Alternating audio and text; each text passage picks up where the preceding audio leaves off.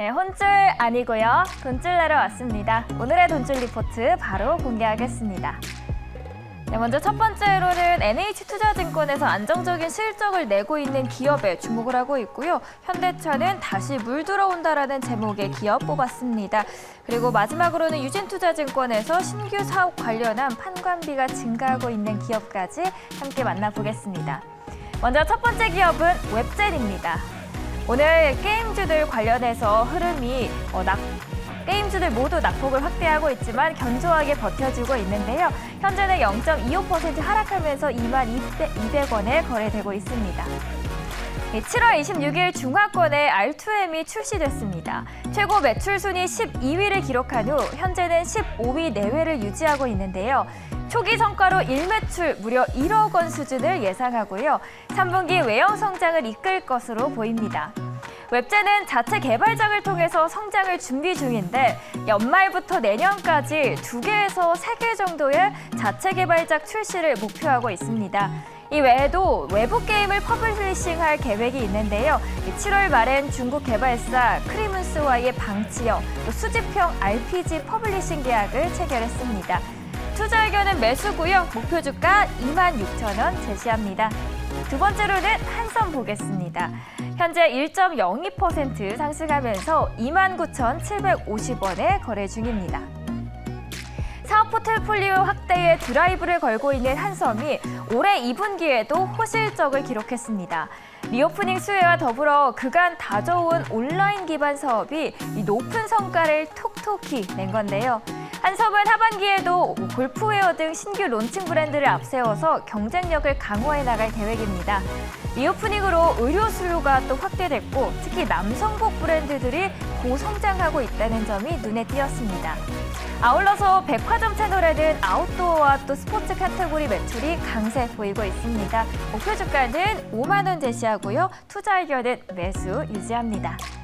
마지막으로는 수도꼭지 풀린 하이로코리아 보겠습니다. 현재 9% 강하게 올라오면서 22,150원에 거래되고 있습니다.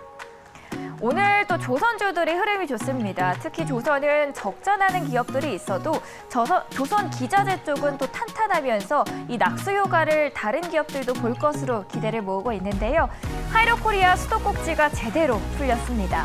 오늘 52주 신고가를 경신했는데 조선 기자재 안에 들어가는 기업이고요. 개장용 피팅과 밸브를 생산하는 기업입니다. 유가가 다시 상승하고 있죠. 그러면서 조선 업체들의 해양 플랜트 발주가 이어지고 있고요. 조선 업체들의 해양 플랜트 공정이 60% 정도로 진행되면 밸브 발주가 시작이 됩니다.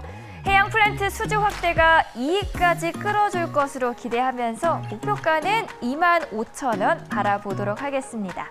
오늘도 이렇게 3가지 돈줄 리포트 알아봤고요. 나머지 2개는 소장님 돈줄 내주세요. 네, 돈줄이 나게 될지 혼줄이 나게 될지 오늘도 시장에서 쏟아지는 그 리포트 중에서 옥석을 가려보도록 하겠습니다. YG경제연구소 차영주 수장과 함께할게요. 어서 오세요. 안녕하십니까? 네, 안녕하십니까? 오늘 저희가 또 2가지 종목을 갖고 와봤는데 약간 굵직한 산업들 안에서 꼽아봤습니다. 첫 번째. SK텔레콤 리포트를 들여다볼게요. NH투자증권에서 안정적인 실적이 지속된다라는 제목의 리포트가 나왔는데요. 저희가 이전에 그 KT를 좀 특징주로 거론을 많이 했어요. 네. 상대적으로 SK텔레콤 이야기를 안 했었거든요. 네. 실적 먼저 뜯어보도록 하죠. 예, 실적은 컨센서스 수준에 나왔습니다. 2분기 실적은 매출액은 4조 한 3천억 정도 나왔고요. 영업이익은 한 4,600억 정도 나오면서 YOY 기준, QOQ 기준으로 전부 다 잘 나왔다라고 좀 말씀드릴 수가 있겠습니다. 정현 아나운서 지금 그 통신사 어디 쓰세요? 5G 쓰세요? 4G 쓰세요? 저요? 5G 씁니다. 요즘 잘 터지나요? 저는 잘 터지던데요. 그렇죠. 그러니까 우리가 작년만 하더라도 5G가 안 터진다는 얘기 많이 들으셨죠. 내가 쓰던 안 쓰던 많이 들었는데 지금은 5G가 안 터진다?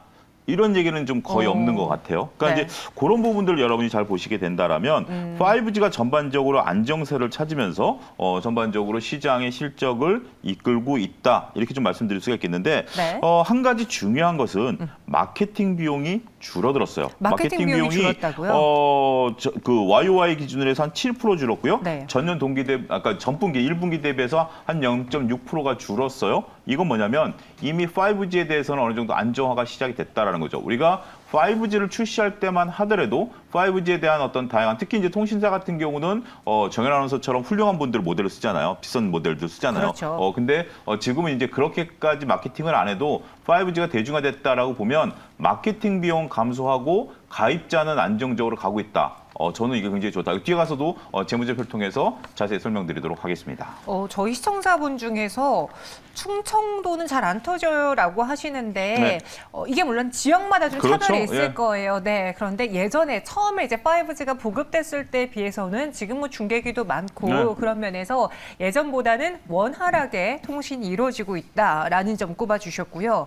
근데 제가 리포트를 보니까 네. 하는 게 정말 많아요.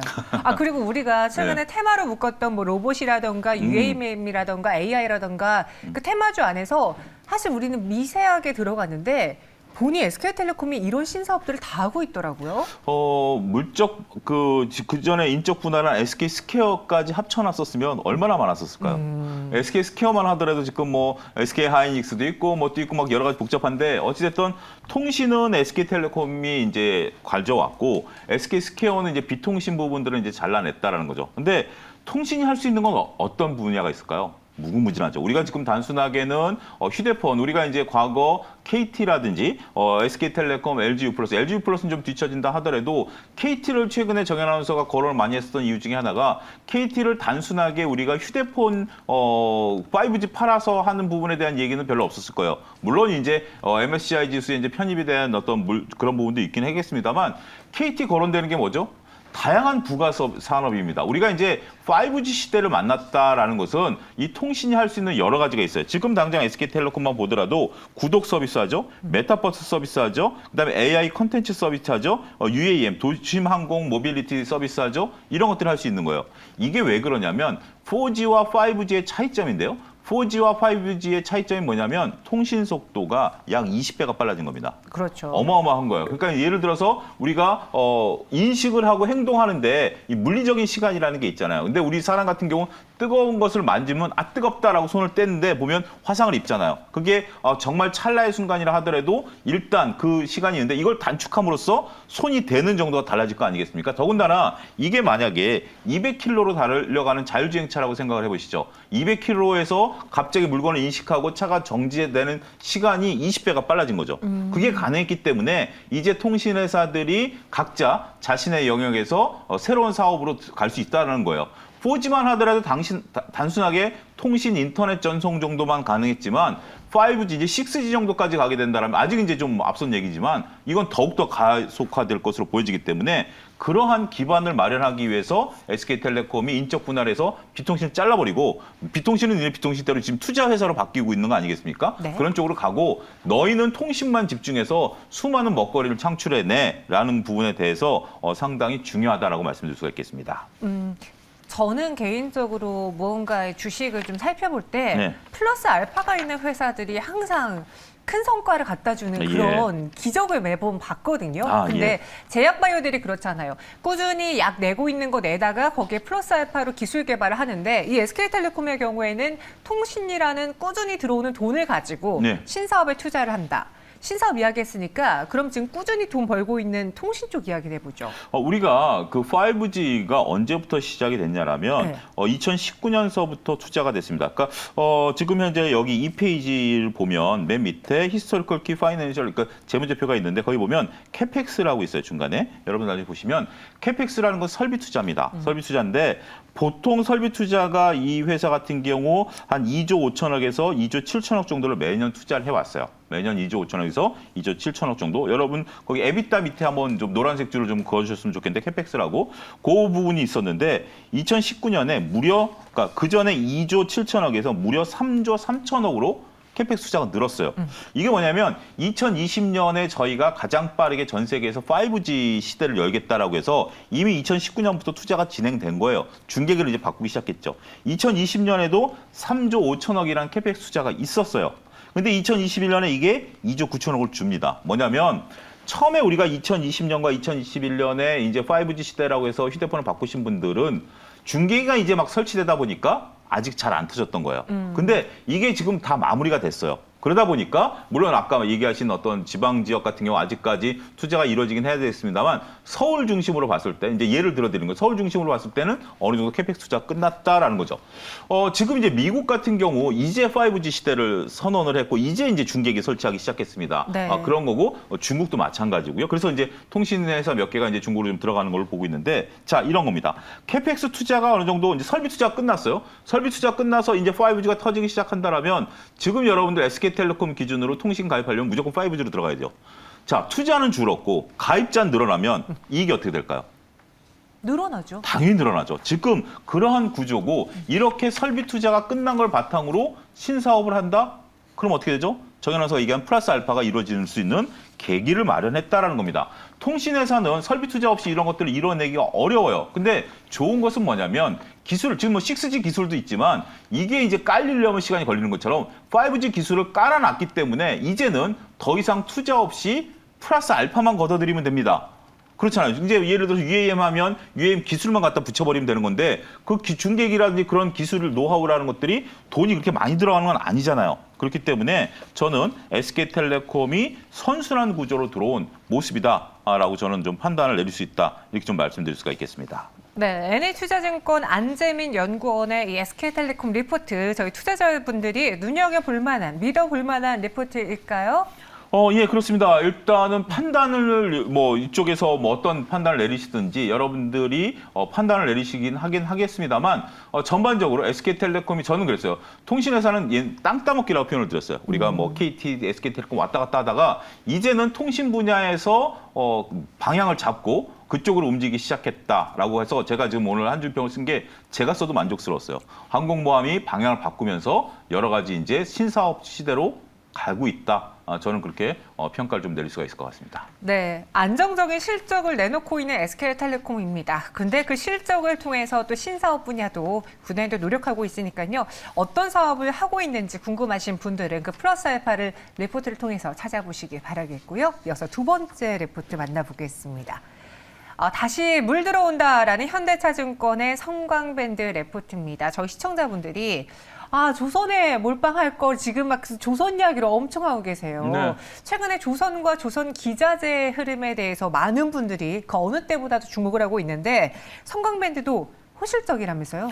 성광밴드가 여러분들 잘 아셔야 되는 게 실적이 좀 잘 나왔어요. 그러니까 2분기 실적 같은 경우는 매출이 한 670억, 영업이익 한 87억 정도로 이거는 이제 QOQ 기준으로 보면 매출은 한 50%, 영업이익은 한 180 정도 늘었어요. 근데 보면 2020년에 매출이 1,800억인데 영업이익이 10억 정도였어요.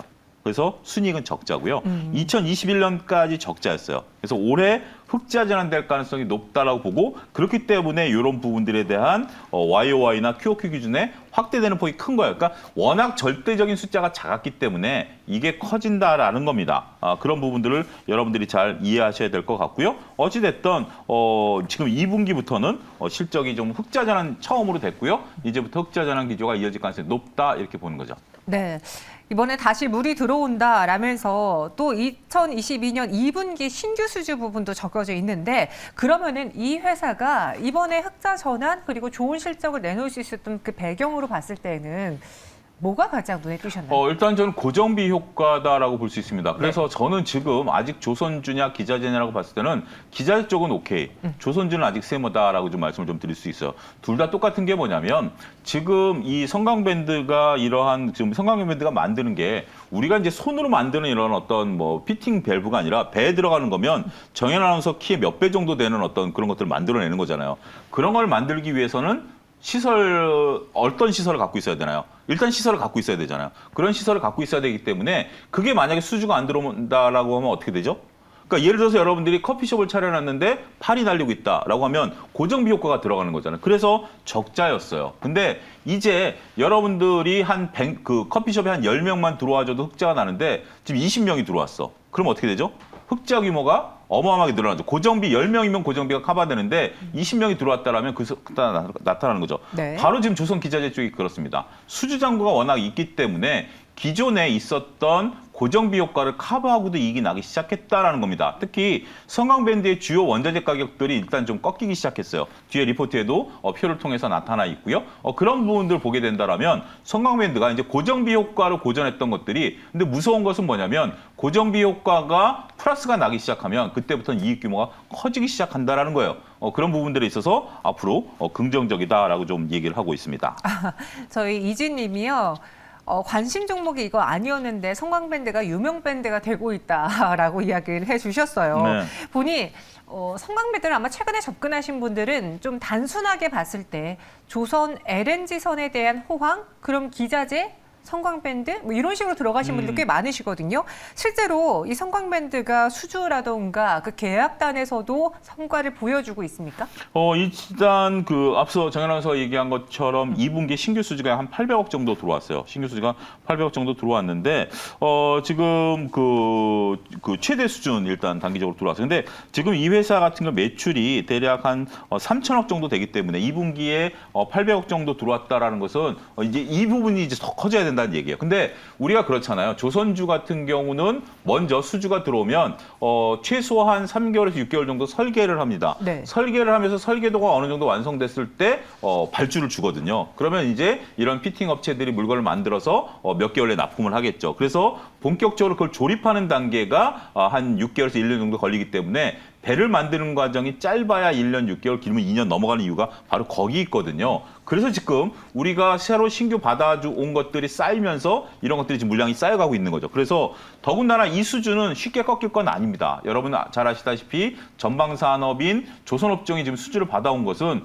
그들이 이익을 내고 안 내고는 나중 문제예요. 어찌됐든 성광밴드라든지 다양한 조선 기자재 업종에 물건을 발주를 줘야 되는 거 아니겠습니까? 당연히 이제 발주가 따라오는 거죠. 그런 효과가 나타날 것으로 보여지고 있고요. 더군다나 이 성광밴드처럼 나타난 이 피팅 업체가 그렇게 많지가 않아요. 왜냐하면 솔직히 규모가 그렇게 크지가 않거든요. 그러니까 지금 몇몇 업체들과 거래를 해야지 이게 지금 무한 경쟁으로 들어가게 된다라면 이들이 다 먹고 살기는 어려워요. 그래서 소수의 과점 업체가 지금 하고 있는 상태에서 이럴 때 돈을 벌어놔야 됩니다. 성광밴드 같은 업체들은 이럴 때 돈을 벌어놨다가 또 우리가 이제 2016년, 2017년 수주 절벽 때 같은 경우는 또 적자로 그냥 또 견뎌내야 되는 어떻게 보면 사이클 산업이에요. 그래서 지금은 사이클과 관련돼 있고 또 지금 여러 가지 얘기가 나오는 게 LNG선 프로젝트라든지 아니면 미국에 있어서의 어떤 프로젝트 뭐 이런 기대감도 섞여 있다라는 거 그런 점들이 지금 주가를 좀 견인하고 있는 게 아니겠는가 말씀드릴 수가 있겠습니다. 네, 현대차증권에서는 이번에 성광밴드를 처음으로 커버리지하기 시작을 했어요. 그러니까 오랜만일지 모르겠는데 그동안 안 했다가 매수 의견 목표 주가 22,000원으로 시작을 했거든요. 이 리포트 믿어볼까요? 어떻게 할까요? 이게 만약 믿어보자가 오면 세모와 오사이 보기는 보되 믿지 말자는 그러니까 건가요? 뭐 믿어보긴 하지만 이 리포트 분석은 잘했어요. 지금 광민정 연구원께서 분석은 잘했지만 이분 이제 말미에 가면 새로운 신규 프로젝트에 대한 기대감도 좀 일부 있어요. 그래서 그게 제가 볼 때 이루어질 가능성이 80%가 넘습니다. 이루어지면 굉장히 잘 나가지만 만약에 안 될 경우가 있기 때문에 우린 또 20%또 시청자분들에게 말씀드려줘야 되잖아요. 그 부분까지 저는 감안해서 5에 가까운 세모다. 그게 적절한가요? 뭐 의견 마음 하여튼 뭐 그런 정도다. 100점 만점에 한 80점 이런 거 좀 말씀드리도록 하겠습니다. 알겠습니다. 오늘 성광밴드 주가 흐름도 좋습니다. 궁금하셨던 분들은 리포트 한번 참고해 보시고요. 의견도 잘 반영해 주세요. 저희는 여기서 인사드리도록 하겠습니다. 고맙습니다. 감사합니다.